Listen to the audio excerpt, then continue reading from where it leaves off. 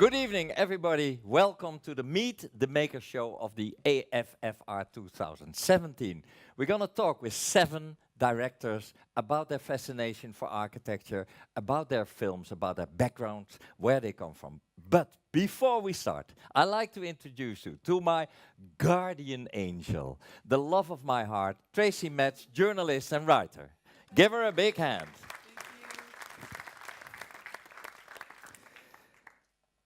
We're going to talk about film and architecture, which is something different than just talk architecture.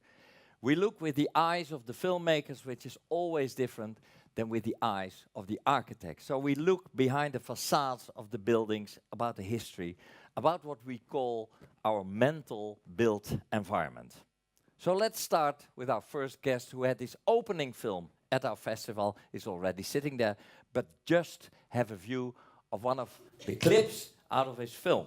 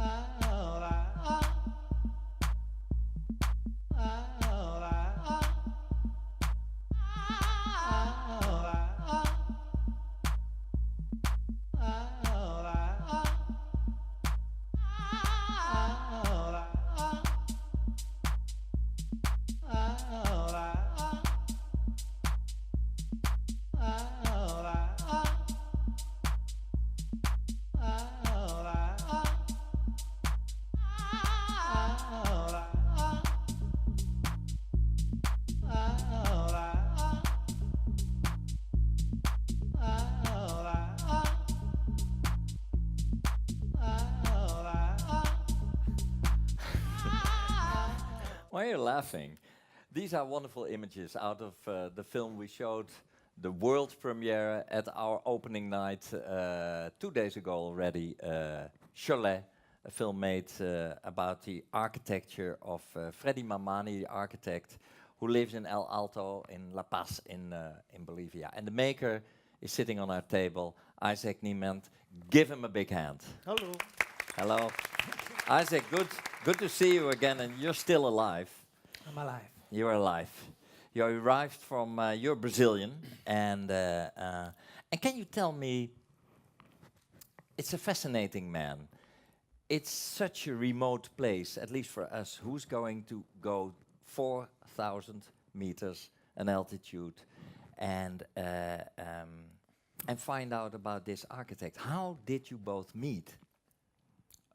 We had this design festival in Lima, first edition. He was one of the guests, and I saw the public reaction after the talk, and I thought it would be great to share more about him, because the treatment of the media was very superficial, just focusing on the formal aspects. So, but I didn't know that El Alto was so tough. That was... In what way? In all ways possible. Like, look at this. This is the only single tree you find in El Alto. No, in El Alto, in the whole Altiplano. And this tree is because of Freddy. He planted this tree. But imagine, this is like 4,200 meters above sea level. You have the soroche, you have the sun. The sun is terrible. It's cold. But and there's only, if you look at pictures of the city, there's only one color. That's the color of the earth, gray and brown. And suddenly there are these magic, this kind of hallucinating Baroque buildings with all these colors. Where does that come from? It comes from the, I suppose, comes from the tradition of the indigenous, of the stuff they create, the fabrics, the colorful patterns, and it goes back a few centuries, I suppose. And has anyone ever translated those patterns before into architecture? No. Isaac? No. I love that someone described the style as psychedelic Baroque. Yeah. Everybody's trying to find a tag, a label for what he's doing. That is a pretty good tag. So many tags, but I think nobody nailed it so far. That's complete originality, and it comes from the Inca architecture, as he Before. before the Incas are like a spin out from the Tiahuanaco people, and that was 500 years before the Incas. Yeah. You can see the way they cut the stones. It's like laser-made cut. It's amazing. If you've been in Machu Picchu, and then you go to Tiahuanaco, you recognize those amazing cuts. I don't know how they do it, but So yeah, you refer to it in your film as well. But then you met this man, and you thought, here's a story. And how did you start? it's. I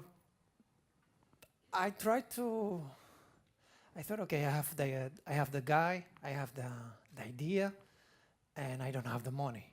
So what do I do?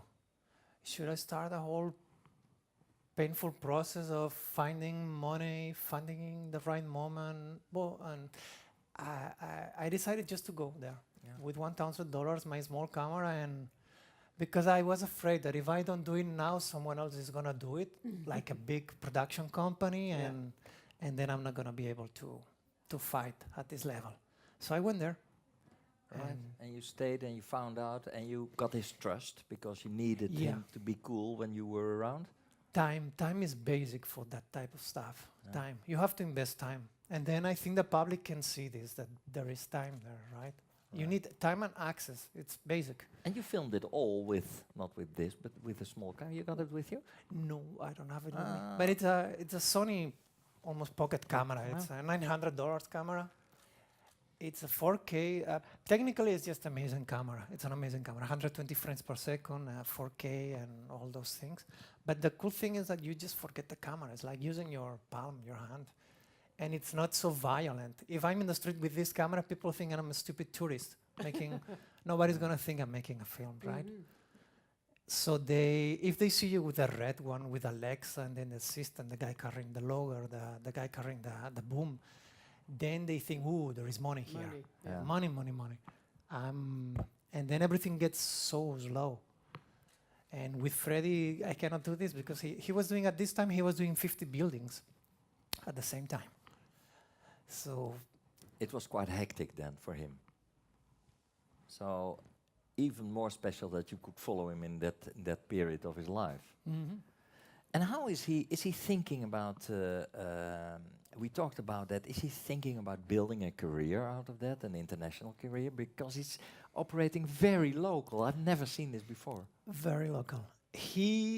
Right now, at the beginning, he was not caring much because he's working, his people is happy, and he's creating an identity. But now that he starts knowing about all this world, I think he wants some international recognition. Now he's traveling to India. Maybe he's traveling to India, France. He has something. He's being invited. Yeah. I don't know which amount of this invitation, with average of this invitation, is just for the kitsch factor from a Western perspective, and how much is because they like what he's doing. Yeah. But he's getting there. One of the things that really intrigued me in the film, Isaac, was the suggestion that people love his work because he, being an Aymara Indian, shows that Indians can also be very successful. But there are also other successful Aymaras in the movie. What is the relationship between his being of an ethnic minority, the Aymara, and his success as an architect builder? Well, the basic customer is Aymaran, so it's like a small family, and those Aymarans are making money now, so they are able to finally afford stuff like this, like big buildings. 20 years ago was impossible. Oh. Like no way. There was no money for that. Maybe 2-3 families, farmers, but this is what changed. Basically, there's no like what you call the white man customer right now. So shall we show 1 minute of your film that we can have an impression of how it looks like Of there? course. This is the radio maker who's introducing us to... By the way, he died 2 weeks later. Oh, come on. Yeah, He's so sympathetic. In a car. Asitawa radio atipide l'alto marcatam. Bueno nia tunga soktanik atanakampi nia kiwa Aver niya kiwa kimsakalko alwasan. Ese de la esquina tiene sus estrellitas, tiene sus paisajes, tiene unos cuadros, unos murales, donde no son mis obras. Entonces eso dicen que es de Freddy Mamani. Las obras mías son esta, por ejemplo. Por ejemplo, al frente vemos una obra que es copia, ¿no? Es una copia, pero si se dan cuenta, ahí no se ve los altos relieves. Por ejemplo, ahí vemos al lado izquierdo, el primero es una copia donde me han copiado bastante, pero no tienen sus altos relieves, incluso con los vitrales no han jugado adecuadamente ni en el tamaño ni en el espacio. Pero en este sector, por ejemplo, es mi obra, tiene bastante alto relieve, pero entonces me parece bien también la copia, ¿no? Porque se va enraizando la arquitectura, eso.